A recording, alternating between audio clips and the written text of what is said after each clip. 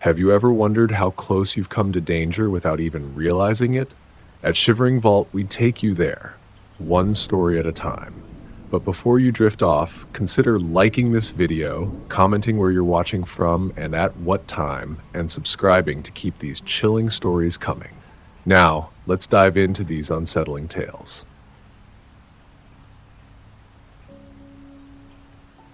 I should have left earlier. That thought kept circling in my head as I drove through the empty stretch of highway, the glow from my dashboard the only light besides my headlights. It was a mistake, staying so late at my uncle's place. But you know how it is. Family catches up, conversations stretch, and before you know it, the sun's gone and you're 6 hours from home with nothing but the road ahead of you. I had driven this route before, but never this late. It felt different at night. Out here in the middle of central California, the landscape was mostly farmland, huge open fields that stretched for miles, broken up by the occasional barn or solitary gas station. At night, though, those same fields turned into an abyss, a black nothingness that pressed the car windows. I checked the time, 12:47 a.m. My phone sat in the passenger seat, its screen dark, no service. It had dropped to 0 bars about 20 minutes back, and I hadn't seen another car in even longer. The road stretched ahead, smooth and uninterrupted, disappearing into the distance. The yellow lane dividers flickered under my headlights, the only sign of life in an otherwise dead landscape. No streetlights, no houses, just endless miles of 2-lane highway, flanked by thick rows of trees and stretches of dry grass swaying in the night breeze. I turned up the air conditioning to keep myself alert. The cold air blasted against my face, but my eyelids still felt heavy. Maybe I should pull over, just for a few minutes. But the idea of stopping out here in the middle of nowhere didn't sit right with me. Something about the absolute silence, the way the darkness seemed to stretch endlessly, made my stomach knot. I shook off the thought and tightened my grip on the wheel. Then, a sudden jolt. The car lurched to the right, the steering wheel yanking in my hands. A loud, rhythmic thud-thud-thud echoed through the night. I cursed under my breath, heart slamming against my ribs as I fought to keep the car steady. I eased onto the shoulder, the gravel crunching beneath my tires as the vehicle shuddered to a stop. For a few seconds, I just sat there, gripping the wheel, my pulse pounding in my ears. Then, I exhaled sharply and forced myself to move.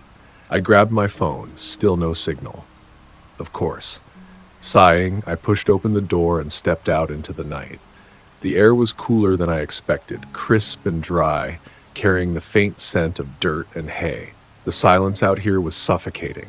No insects, no wind, just the distant hum of the cooling engine and my own uneven breathing. I walked around to the passenger side, my shoes crunching softly against the gravel. When I reached the rear tire, my stomach sank. Flat.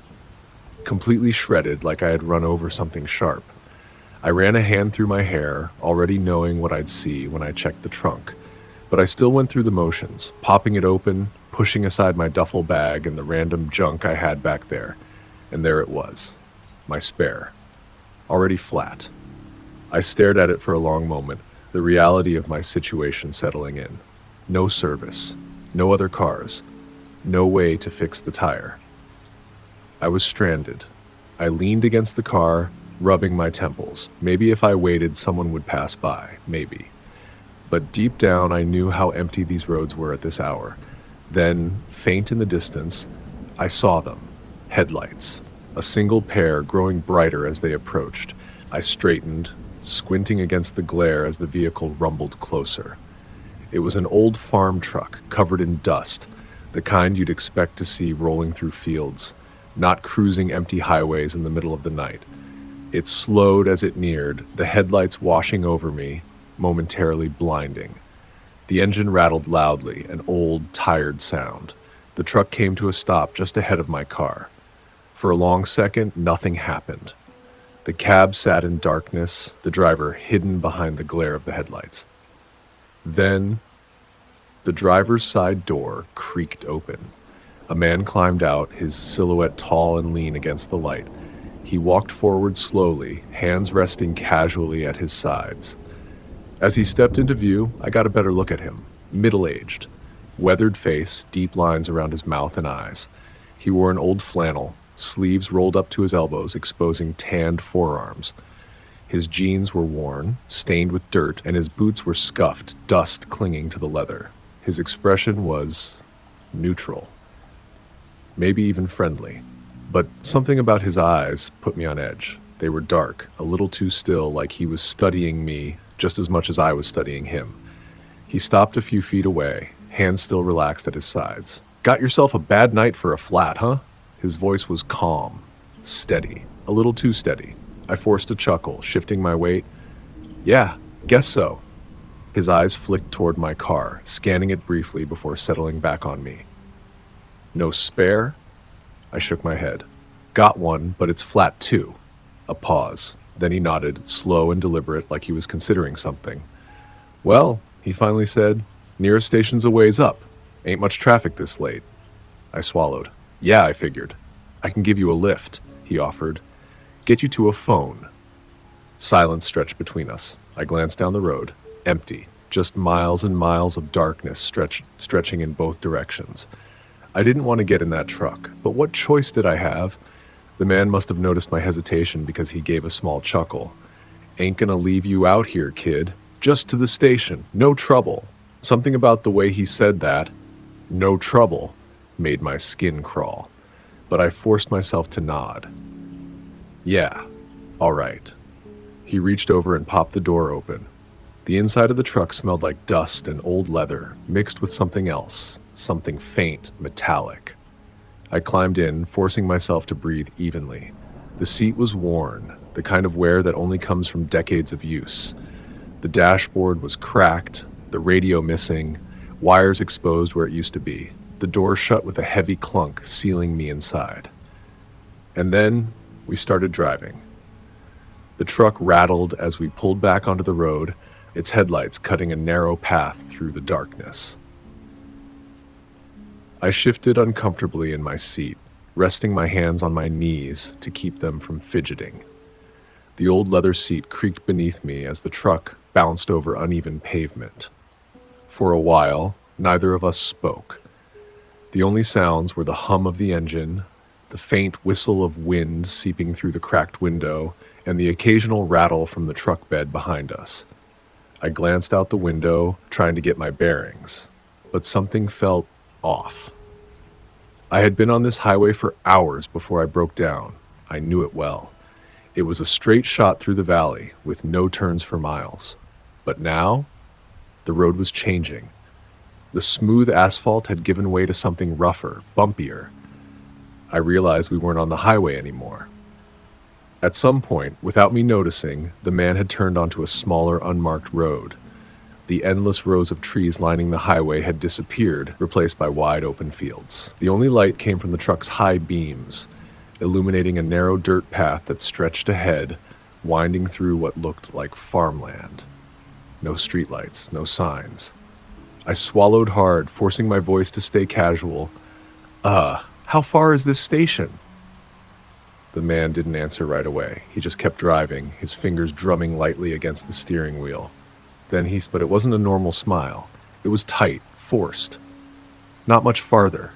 A chill crawled up my spine. I turned my attention to the side mirror, trying to see behind us. But the truck's taillights cast an eerie red glow against the dust we were kicking up, making it impossible to tell how far we'd gone, or if we could even turn back. I needed to stay calm. If he noticed my fear, I didn't know what he'd do. I forced a small laugh. "Guess I don't remember this road. Thought I knew this area." The man chuckled, shaking his head. "Most folks don't." He didn't elaborate. My fingers tightened on my jeans. I glanced down at my phone. Even though I already knew, still no service. Stay calm. Stay in control. I turned my attention to the truck bed. The faint glow from the dashboard let me see just enough. A heavy tarp covered something large, something irregularly shaped. And at the very edge of the fabric, a stain. Dark. Dried. I swallowed, my mouth suddenly dry. The truck slowed slightly as we hit another rough patch of road. My heart pounded as an idea formed. If I had to, I could jump. It wouldn't be easy. The truck was still moving fast, and I'd probably hurt myself. But the alternative, I didn't want to think about that. I reached for the door handle, testing it carefully. Locked. I forced myself to breathe normally. I couldn't panic. Not yet. The man's voice cut through the silence. You ever think about how easy it is to disappear out here? My blood ran cold. I turned my head slowly. He wasn't looking at me anymore. His eyes were fixed on the road, but there was something different about his expression now. Something darker. My throat felt tight. What do you mean? He smirked. Just saying, he continued, his voice unnervingly calm. Lot of land out here. Miles and miles of nothing. A man could scream and no one would ever hear. He let that hang in the air for a moment like he was waiting for me to react. I forced another laugh, too high, too shaky. Yeah, guess so. The truck rolled on. The road had become even rougher now, more uneven. And that's when I felt it. My chance. The truck hit a deep pothole, jolting hard enough to make the tires briefly leave the ground. I moved instantly. I yanked the door handle again, harder this time. The lock didn't budge, but the jolt had knocked the manual lock slightly loose. I seized the moment, pulling it up with my fingers. The truck hit another rough patch, and I braced myself. Then I threw the door open and jumped. The moment my feet left the truck, I knew it was going to hurt. I hit the ground hard, my right shoulder slamming against packed dirt before my body twisted and rolled. The impact knocked the air from my lungs, pain flaring in my ribs, my knees scraping against the rough gravel.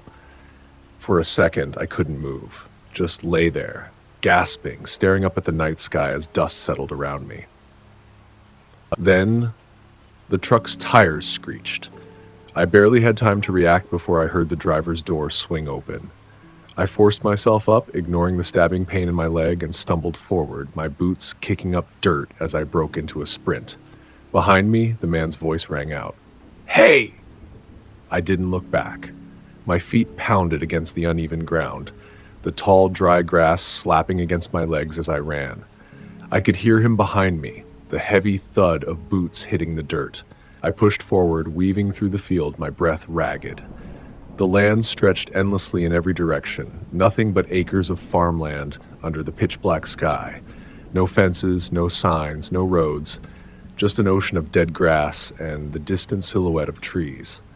But then up ahead I saw it, a structure, a small cabin, barely visible in the dark. A faint light glowed from inside. I ran harder, ignoring the sharp pain in my ribs, my vision blurring with sweat and dust.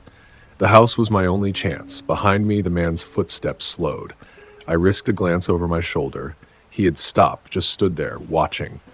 I turned back toward the cabin, pushing forward until I hit the porch steps. I nearly collapsed against the door, pounding my fists against the wood. Please, help! Open up! For a moment, nothing. Just silence. Then, shuffling. A bolt slid back. The door creaked open an inch, revealing the face of an older man, maybe in his 60s. His eyes flicked between me and the darkness behind me.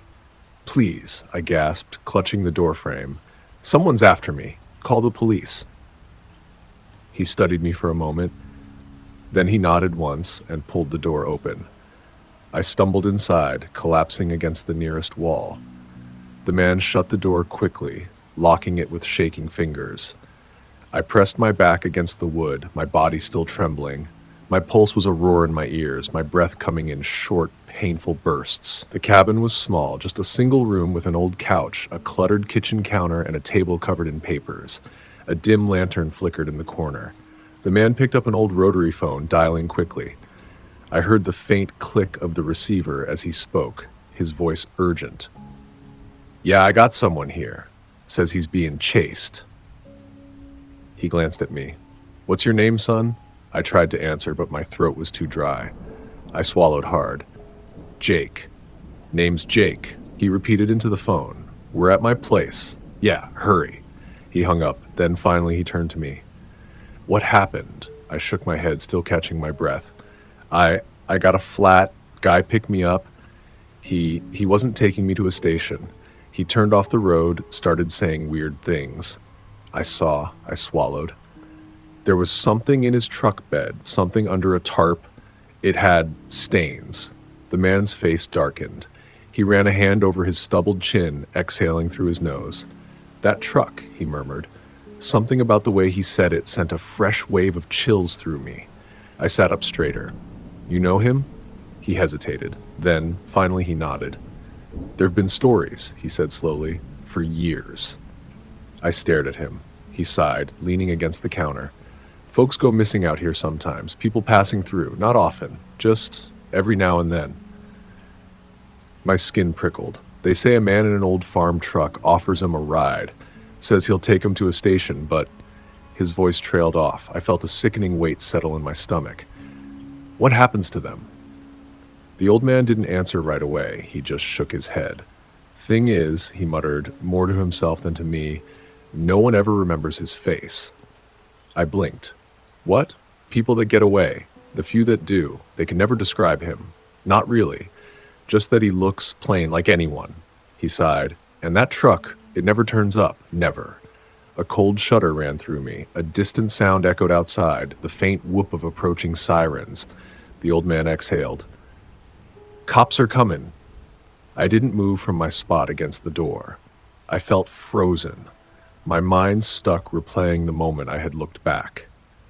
The sirens grew louder, red and blue lights flashing through the cracks in the boarded-up windows. I should have felt relieved, but all I could think about was what the old man had said. How no one ever finds the truck. How no one ever remembers the man's face. And as the police pounded on the door, their voices shouting through the cabin, I realized something. I couldn't remember his face either.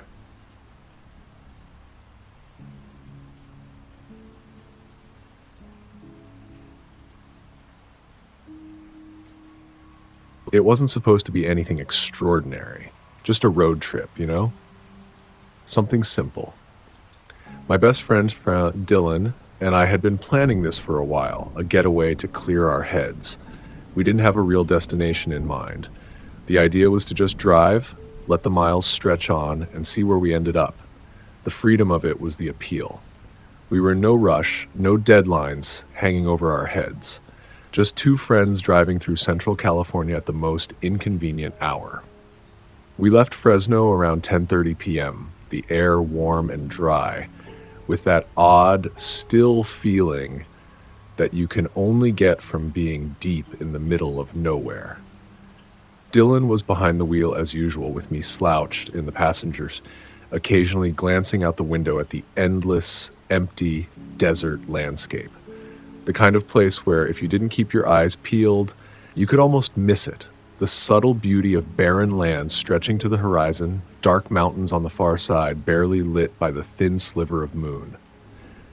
The highway we were on, Highway 46, felt like a ribbon slicing through the dark. There was no real sign of life here, not a single town or gas station in sight for miles. I had checked my phone a few times, and it was the same story everywhere.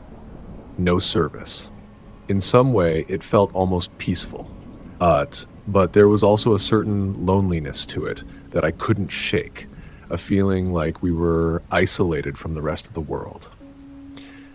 The sound of the tires against the road was almost hypnotic, and the silence between Dylan and me was comfortable, not awkward. We'd been friends for years, and most of the time we didn't need to say much. The occasional joke, the odd comment about the road signs or how deserted everything felt, those were the things that filled the space between us. Somewhere around 1 a.m., I noticed the flashing lights in the rearview mirror. Red and blue, barely visible in the dark, but unmistakable once I caught sight of them.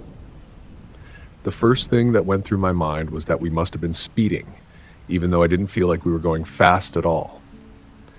I glanced over at Dylan. His eyes flicked to the mirror too, and I could see his jaw tighten slightly. Think we're speeding? I asked, my voice barely cutting through the quiet. Dylan shook his head, his expression unreadable. I don't think so. but let's pull over, just in case. He eased the car to the shoulder of the road, the tires kicking up loose gravel as we came to a stop. The sound of the engine idling was oddly loud in the otherwise quiet night, and I could feel the pressure building in my chest. I rolled the window down a little more, just enough to hear what the officer had to say. The officer's vehicle parked behind us, a white, unmarked car, and I felt a wave of unease wash over me. The silhouette of the officer slowly stepped out, moving toward us. His footsteps were soft but deliberate, the sound of boots crunching over gravel reaching my ears.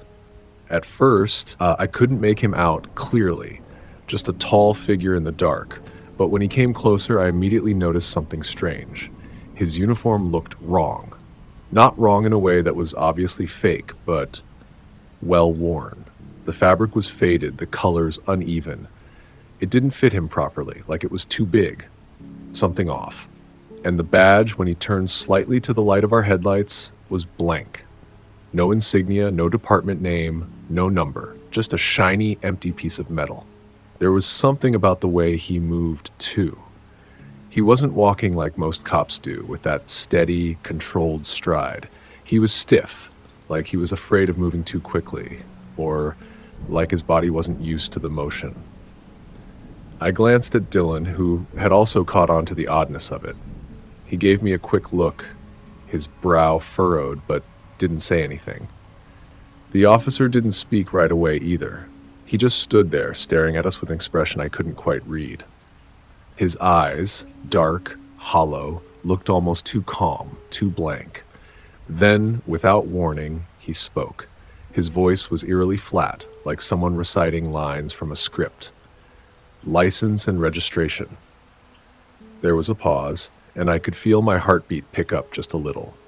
Dylan was already reaching for the glove compartment, but I was still staring at the officer, trying to figure out what exactly was off about him. I don't know why, but I felt like I needed to stay alert. I glanced out the window, but all I could see was the black void of the desert. There was nothing. I was trying to focus on the officer's face again, but he had started moving slowly, almost deliberately, around the back of the car. I watched him, trying to keep my nerves steady. Something felt wrong. Too wrong. I couldn't put my finger on it, but my instincts were screaming at me to stay alert. "Step out of the car," the officer suddenly commanded, his voice still unnervingly calm. I blinked. There was no reason for us to get out. We hadn't done anything wrong. My mind raced. Why would he ask us to step out? Maybe he thought we were hiding something, but even then, it didn't make sense. I glanced at Dylan. He looked back at me, his eyes wide, the uncertainty clear on his face. "Why do we need to get out?" Dylan asked, his voice tight. The officer didn't answer. He just stood there, staring at us through the window, his hand hovering near his holster like he was waiting for something. My stomach twisted into a knot. "Step out of the car," he repeated, his voice now carrying a sharp edge to it. "Now." I felt my breath catch in my throat. My mind screamed no. It was like a switch flipped in me. This wasn't right. Before I could even react, Dylan's hand shot out and locked the door. The officer's expression didn't change, but his body tensed. Without warning, he yanked on the door handle with a force I didn't think possible. The sound of metal scraping against metal echoed through the car, and for a moment I thought he might break the door open. His face twisted, the calmness completely gone. His eyes were wide now, filled with something darker. "Get out of the car now!" he shouted, his voice a growl. That was all it took. Without thinking, Dylan slammed his foot down on the gas pedal. The car lurched forward, tires screeching as the engine roared to life. The sound was deafening, and the force of acceleration threw me back into the seat. I couldn't even catch my breath as we fishtailed down the highway, the headlights bouncing erratically over the empty road. I glanced behind us. In the rearview mirror, I could see the officer still standing there in the middle of the road, not running after us. He wasn't even moving. He just stood there, staring, his dark figure shrinking into the distance as we tore down the road. "Just keep going," I whispered, my voice hoarse, barely audible over the sound of the engine. Dylan didn't need any more encouragement. He gripped the wheel tighter, his knuckles white, and pushed the car even faster. The miles blurred past us, but no matter how far we drove, I couldn't shake the image of that officer, standing still, watching us. We didn't stop until we reached a small gas station, barely a blip on the map. The neon lights cast a cold, flickering glow over everything. Dylan pulled in without saying anything, and we both sat there for a minute, just processing what had just happened. I could feel the adrenaline still coursing through me, my hands trembling, and I could tell Dylan was feeling the same way. "Did that just happen?" I asked, my voice barely above a whisper, my throat tight. Dylan exhaled, running a hand through his hair. He was still trying to wrap his mind around it too. "I don't know, man. I don't know." We sat there in silence for another few minutes, neither of us wanting to get out of the car. It was as if the outside world didn't feel safe anymore. We were both looking over our shoulders, glancing nervously at the dark road behind us. Finally, Dylan sighed and got out to pay for gas while I stayed in the car, staring out into the darkness. Every part of me felt on edge, like I was being watched.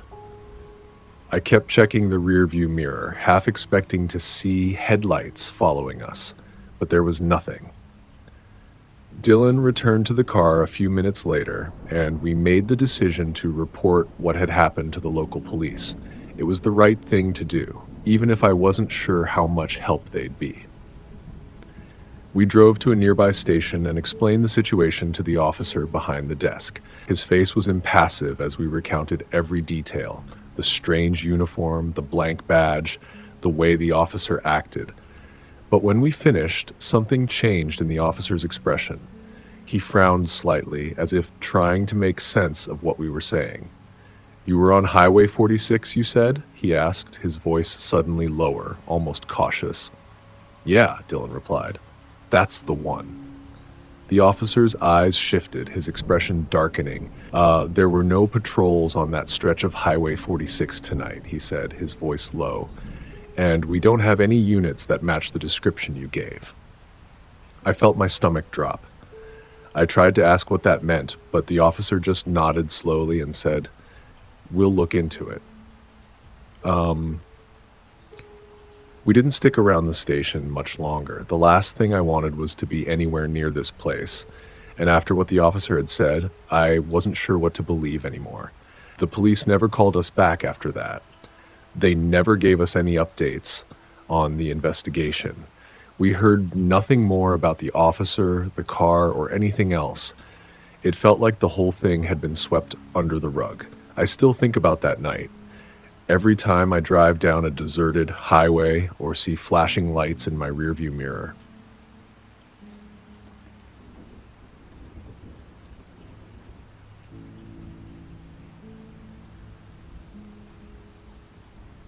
It was well past midnight when we finally spotted the motel.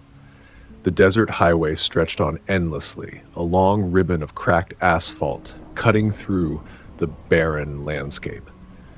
The air was dry, almost suffocating, and the only sound was the low hum of the car engine and the occasional whoosh of the tires against the road. The landscape around us was desolate, miles of flat, barren land with no signs of life, save for the occasional scraggly bush that dotted the empty horizon. The sky was ink black, the stars so bright that they almost seemed close enough to touch. But it didn't make me feel better.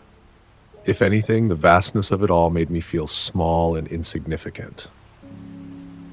"Jack, I think we need to stop," Natalie murmured, her voice strained from the long drive. She'd been quiet for the last hour, eyes fixed on the road ahead, and I could tell the exhaustion was starting to get to her. I nodded without looking at her, my grip tightening around the steering wheel. I was tired too. The drive had been longer than I expected, and the silence between us felt suffocating, even though we were usually comfortable with it. "Yeah, I know. I'm just hoping we can find something before we run out of road." My eyes scanned the desert around us, but there was nothing. just the occasional rock and dust. I could feel the weariness in my bones, the kind of tiredness that comes from being in the car too long, surrounded by nothing but open space and dark. It felt like a good hour had passed before we saw anything that resembled civilization. A dim, flickering sign in the distance, glowing pale yellow against the night. A faded, weathered motel sat just off the highway, its neon sign almost illegible. I could see a few cars parked outside, but no one seemed to be moving. The place looked run down still. It was a sign of life, and at that moment, I didn't care what it looked like. We needed to stop. I pulled off the road and into the gravel parking lot, the tires crunching against the loose stones beneath us. The parking lot was nearly deserted, save for a few older cars parked in different spots, and one rusted, beaten-up sedan sitting at the far end of the lot. And standing by the sedan was a man. He was tall, maybe in his late 30s or early 40s, with a worn leather jacket that looked too big for him. His face was obscured in the shadows, but his posture was rigid, unnaturally still. He wasn't just standing, he was watching us. I could feel his gaze even before I consciously realized it. The way he was staring was almost unsettling, intense, unblinking, as if he was waiting for us. The hairs on the back of my neck stood up. "Jack, that guy's staring at us?" Natalie whispered from beside me, her voice barely audible. I glanced over at her and she was looking at the man with wide eyes. I didn't respond right away, trying to shrug it off. Probably just another traveler, or maybe someone who works here. I mean, this place is pretty small. It's probably nothing. I wasn't sure if I believed that myself, but I didn't want to scare her more. We both got out of the car, but the man didn't move. He just kept standing there, his head tilted slightly, eyes fixed on us as we walked toward the motel entrance. My gaze flicked back to him a couple of times as we walked, and I was almost sure he hadn't blinked. I could feel the tension in the air, and it made the walk to the lobby feel longer than it should have. The only sound was the faint crunch of our shoes against the gravel. Inside, the lobby was dark and quiet. The fluorescent lights above flickered every now and then, casting an eerie, sickly glow on the small, cluttered room. The smell of stale air hit me as soon as I stepped through the door. Old carpet, dust, something faintly sour. The clerk behind the desk didn't even look up at us when we entered. He was slouched over, his face half hidden in the shadows, his eyes vacant as he stared at something on the counter. I cleared my throat, but he didn't respond. After a few moments, I tried again, a little louder this time. "Hi, we'd like a room, please." I could hear the uncertainty in my voice, but I still wasn't sure if it was the long drive or the unsettling atmosphere that was making me feel so off. The clerk finally looked up. His eyes were dull, almost glazed over, like he hadn't seen anything in years. Without saying a word, he reached for a key hanging from the wall behind him and handed it to me. The key had a tag with the number 14 written in fading black ink. As I turned to leave, I noticed the man from the parking lot had followed us inside. He wasn't near the counter, though. He stood by the door, just inside the threshold, his gaze fixed on us like he couldn't tear himself away. I don't know why, but it made my skin crawl. I couldn't tell if he was just another guest or if he was something else entirely. Natalie must have sensed my unease.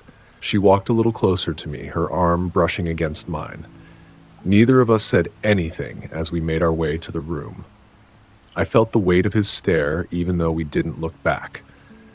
I could practically feel the man's presence following us as we passed through the lobby and out into the cold night air. Room 14 was just as depressing as the rest of the place. The door creaked loudly when I opened it, and the faint smell of must lingered in the air. The walls were a dull, yellowish color, and the carpet was stained in several places as if it hadn't been cleaned in years. The bed was the worst of it, old and lumpy, the springs creaking beneath me when I sat down to take off my shoes. Natalie dropped her bag onto the bed and started pulling out some things for the night. but I couldn't shake the feeling that something wasn't right. I stood by the window for a while, looking out into the parking lot below. "Jack, I think I'm just going to lay down for a bit," Natalie said, her voice flat and tired. I nodded but didn't move from the window. I couldn't stop thinking about the man, his unblinking eyes, the way he seemed to be watching our every move. It was like he was waiting for something, but I couldn't figure out what. I tried to shake it off. Tiredness, paranoia, a long day of driving, but it was hard to let go of the feeling of being watched. Around 2:30 a.m., I woke with a start, heart hammering in my chest. I hadn't realized I'd fallen asleep at all, but the sudden sharp sound of something scraping against the door made me sit up, wide awake. It was a soft noise, slow and deliberate. At first I thought it might have been an animal, maybe a stray cat or a rodent. But then came a soft, hollow thud. I looked over at Natalie. She was still asleep, her face soft with the quiet breath of sleep, completely unaware of what was happening. My mouth went dry. I stared at the door, my mind racing, trying to make sense of the sound. The sound came again. I felt frozen, but I couldn't not look. I couldn't pull my eyes away from the door. I slipped out of bed as quietly as I could, my feet barely making a sound on the worn carpet. I tiptoed to the peephole, my breath shallow, and pressed my eye to it. Nothing. The hallway outside was empty, pitch black, no sign of movement. I stood there for a long moment, trying to figure out what had happened. The scraping had stopped, replaced by an eerie silence that felt heavier than before. Slowly, I backed away from the door, my mind still spinning. The quiet felt suffocating, but I couldn't bring myself to check again. So I stayed in place, listening, waiting, and nothing happened. Not a single sound. I lay back in bed, my chest tight. I didn't even realize when I finally drifted off, my eyes still fixed on the door. The hours had blurred together. When the first light of dawn finally broke through the cracks in the blinds, I had already packed our bags. My whole body ached from tension. I didn't care if the place was cheap or that we were exhausted. We were leaving. I was done with this place. As we walked out of room 14 and towards the car, I noticed the police cars for the first time. At least 3 of them were parked in front of the motel, their lights flashing red and blue against the gray morning light. A couple of officers were talking to the motel manager, and one of them was talking to the clerk from last night, who still looked like he hadn't moved from his post. I stopped, confused, my hand instinctively reaching for Natalie's. She squeezed my hand in return, her eyes wide. "Jack, what's going on?" Before I could respond, an officer came up to us. He was tall and lean, with a sharp gaze. "Were you in room 14 last night?" he asked, his voice low and serious. I nodded. "Yeah, we were. Is something wrong?" The officer's expression didn't soften. "You don't realize how close you came. That guy was planning to break into your room." It turned out that the man from the parking lot had been watching us all night. He wasn't just a traveler or a guest. He had been waiting. The police had arrested him earlier that morning after finding out he'd been trying to break into multiple rooms using stolen keys. They had found his car parked a few rooms down, where he'd been lying in wait, watching people, choosing his next target. I felt the blood drain from my face. That man, the one whose eyes had never left us, had been targeting us the entire time. He had been waiting for the perfect moment to strike. The officer told us they had caught him in the act, just before he could break into another room. The fact that he had been watching us, waiting for us to fall asleep, made everything feel more real, more terrifying than I could have imagined. As I looked at the police cars and the flashing lights, I couldn't help but think about how close we had come to something worse. That's it for today's tale from Shivering Vault. If you have a story worth sharing, drop it in the comments or send it our way. Don't forget to subscribe and share with your fellow thrill seekers. As always, the Shivering Vault thanks you for unlocking today's tale. Until next time, the vault awaits your return.